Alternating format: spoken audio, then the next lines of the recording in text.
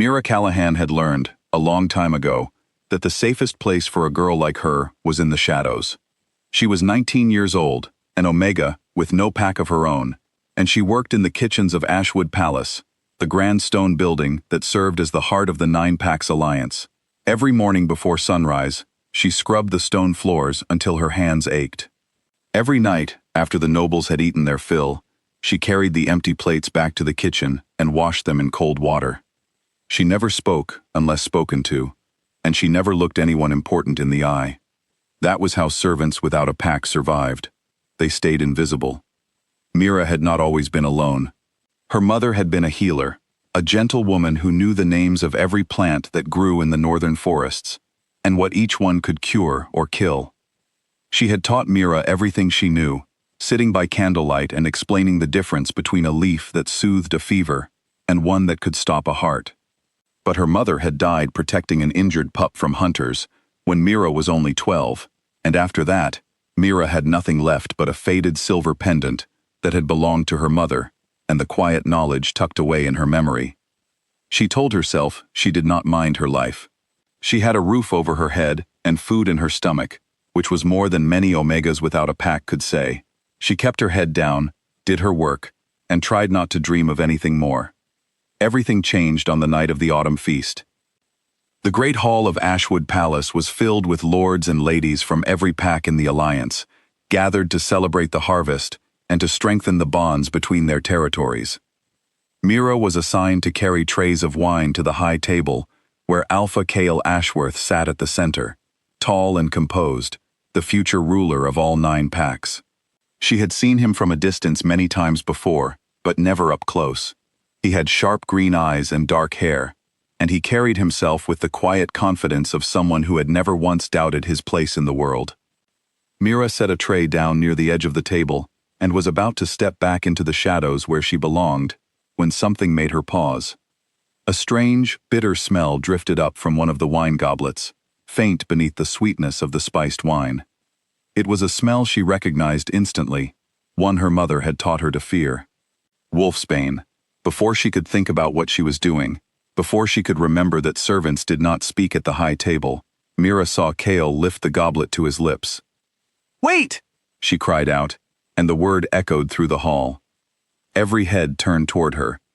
Guards moved forward, ready to seize the girl who had dared to shout at the future Alpha, but it was too late. Cale had already taken a sip, and within moments his face went pale. He gasped, his hand flying to his throat, and he collapsed against his chair as gasps and screams filled the hall. Chaos broke out. Nobles shouted for the palace healers. Guards drew their swords searching for an attacker, and servants scattered in fear. But Mira did not run. She pushed through the crowd, dropped to her knees beside the fallen Alpha, and did the only thing she knew how to do.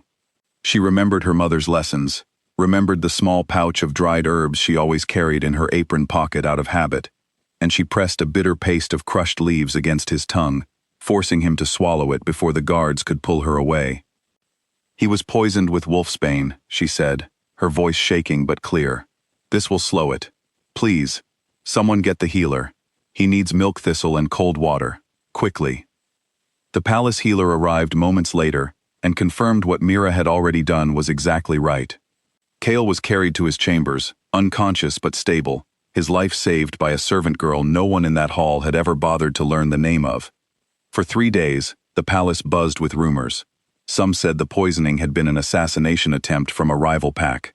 Others whispered that the girl who had saved the Alpha must have known more than she let on, and that no ordinary servant could have recognized wolfsbane by scent alone. Mira was confined to the servants' quarters, uncertain whether she would be rewarded or punished for breaking every rule of her station. On the 4th day, she was summoned to the Alpha's private study. Her heart pounded as she walked through the palace halls, past portraits of Ashworth ancestors staring down at her with cold, painted eyes. When she entered the study, Cale was sitting behind a large wooden desk, still pale but clearly recovering. He studied her for a long moment before speaking. "You saved my life," he said simply, "and you did it in a way that suggests you know a great deal about poisons and healing herbs. My physicians did not catch what you caught. I would like to know how." Mira kept her eyes lowered, the way she had been taught. My mother was a healer, my lord. She taught me before she died.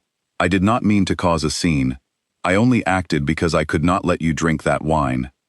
You broke protocol to save a stranger, Kale said. Most servants would have stayed silent to protect themselves. Most servants do not have a mother's voice in their head, telling them what wolfsbane smells like, Mira answered before she could stop herself, and then immediately regretted speaking so freely. But to her surprise, Kale did not look angry. Something like curiosity flickered across his face instead. I believe someone in this palace tried to kill me, he said, and I believe you are the only person who noticed in time.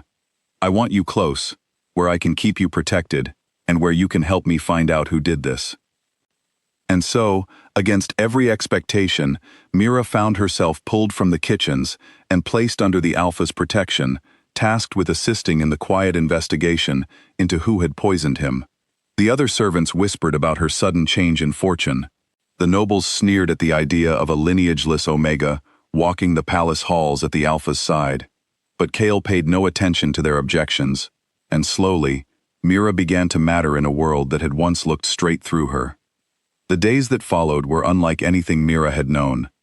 She and Kale spent long hours together, reviewing guest lists, questioning kitchen staff, and searching for any sign of who might have wanted him dead. At first, their conversations were strictly about the investigation, but little by little, something else began to grow between them. Kale would ask about her mother, about the herbs she knew, about what her life had been like before the palace. Mira found herself talking more freely than she ever had with anyone, and she noticed the way Kale listened, truly listened, as if her words carried weight. She noticed other things too. The way he thanked the kitchen staff by name, though he was not required to.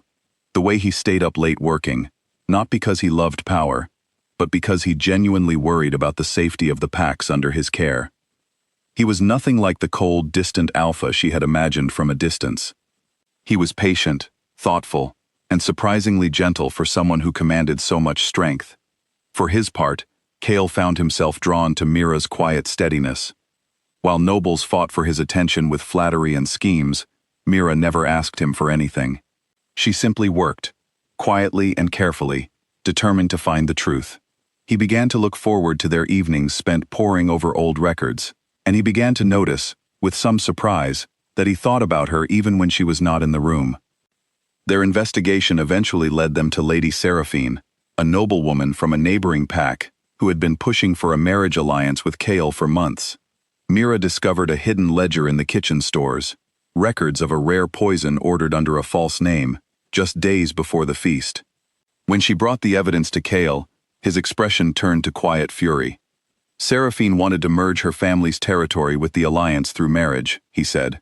If I had died, and she had already secured influence in this court, she may have positioned herself to control the succession entirely.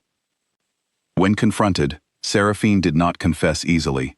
Instead, she turned her sharp tongue on Mira, accusing the servant girl of orchestrating the entire poisoning herself, claiming that only someone deeply familiar with wolfsbane could have recognized it so quickly, and that her sudden closeness to the Alpha was proof of a hidden scheme.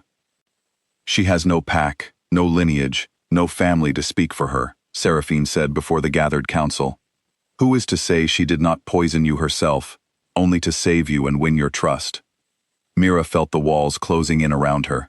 Whispers spread through the palace once again, and this time, they were not whispers of gratitude, but of suspicion.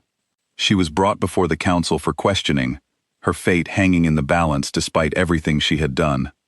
It was during this trial that an elder councilman named Thane noticed the pendant around her neck, the same faded silver piece her mother had left her.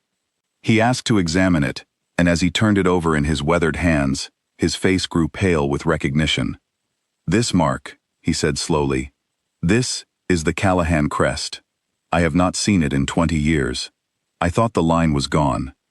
Confusion rippled through the council chamber. Thane explained that the Callahans had once been a family of powerful healers, bonded by ancient law to the Ashworth throne itself, trusted advisors and protectors of the pack line for generations, before a terrible conflict scattered the family and drove them into hiding. The packs had long believed the bloodline extinct. Mira listened in stunned silence as the truth of her mother's past unfolded before her. She was not lineageless at all. She was the last living descendant of a family the Pax had once relied upon, and had quietly hoped, for generations, might one day return. Cale rose from his seat, his voice steady and certain as it carried through the chamber. This woman saved my life not once, but twice. First from poison, and now from the lies of someone who tried to use ignorance and prejudice as a weapon against her.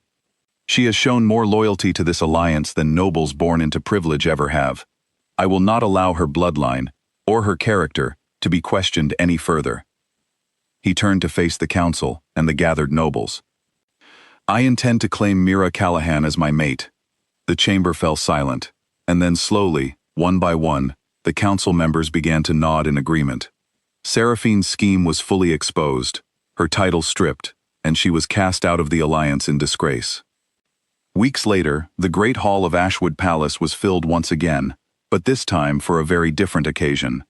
Mira stood at the top of the stone steps, no longer dressed in the gray apron of a servant, but in a gown of soft white, the ceremonial color worn by a chosen Luna. Her mother's pendant rested against her collarbone, polished now, gleaming in the candlelight. The same nobles who had once looked past her without a second glance, now bowed their heads as she passed. The elders who had dismissed her lineage, now knelt before the bloodline they had once believed lost forever. Cale waited for her at the bottom of the steps, his eyes filled with a warmth that had nothing to do with politics or duty. He took her hand in front of the entire alliance, sealing the mate bond as cheers and celebration rose through the hall. It was not a title handed to her out of pity, nor a crown given because of an ancient bloodline alone. It was earned through courage, through loyalty, and through a heart that had never stopped caring for others, even when no one had ever cared for her. The girl who had once entered the palace unseen, carrying nothing but her mother's pendant and a servant's apron, walked out of that hall that night wearing a crown. But more than the crown, she carried something she had never truly had before, a place where she finally, completely belonged.